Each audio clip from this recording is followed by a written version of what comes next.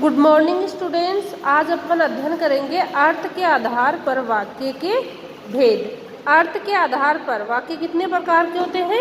8 प्रकार के होते हैं। जैसे फर्स्ट है अपना विधानार्थक वाक्य, सेकंड निषेधात्मक वाक्य, थर्ड है अपना आज्ञार्थक वाक्य, फोर्थ है अपना प्रश्नार्थक वाक्य, फिफ्थ इच्छार्थक, फिर संदेहार्थक वाक्य, संकेतार्थक वाक्य, विस्मय बोधक वाक्य। सबसे पहले देखेंगे अपन विधानार्थक वाक्य।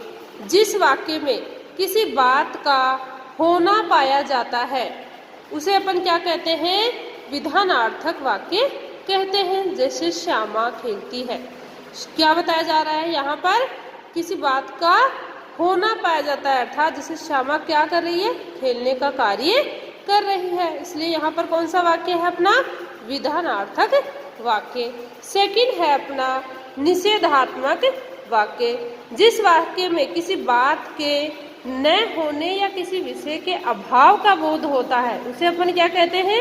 निषेधात्मक वाक्य कहते हैं। जैसे उदाहरण देखिए, राकेश विद्यालय में नहीं है, कि राकेश की विद्यालय में उपस्थिति नहीं है, न होने का भाव व्यक्त हो रहा है, इसलिए यहाँ पर कौन सा वाक्य अपना? निषेधात्मक वाक्य। फिर है अपना आज्ञार्थक वाक्य। जिस वाक्य में किसी अन्य के द्वारा आज्ञा, उपदेश या आदेश देने का भाव का बोध होता है उसे अपन क्या कहते हैं? आज्ञार्थक वाक्य कहते हैं। जैसे राधा तुम गाना गाओ, राधा को आदेश दिया जा रहा है, क्या कहा जा रहा है उसे? कि तुम गाना गाओ। फिर है अपना प्रश्नार्थक वाक्य। जिस वाक्य में प्रश्नात्मक भाव प्रकट हो, अर्थात किसी कार्य या विषय के संबंध में प्रश्न का बोध हो, उसे अपन क्या कहते हैं? प्रश्नार्थक वाक्य कहते हैं। जैसे देखिए, आप कौन सी कक्षा में पढ़ते हो? प्रश्न किया जा रहा है कि आप कौन सी कक्षा में पढ़ते हो। फिर है अपना इच्छार्थक वाक्य।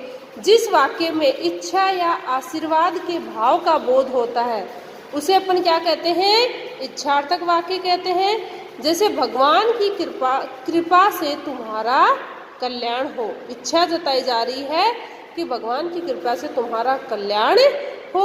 फिर है अपना संदेहार्थक वाक्य। जिस वाक्य में संदेह या संभावना का बोध होता है उसे अपन क्या कहते हैं? संदेहार्थक वाक्य कहते हैं।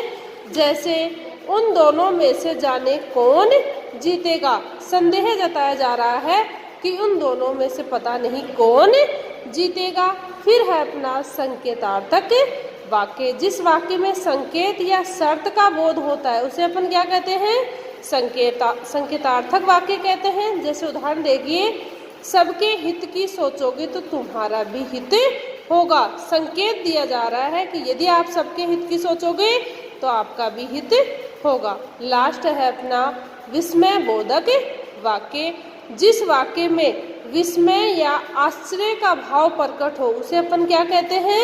विस्मय बोधक वाक्य कहते हैं। जैसे उदाहरण देखिए, यह कैसा सुंदर चित्र है। Thank you students.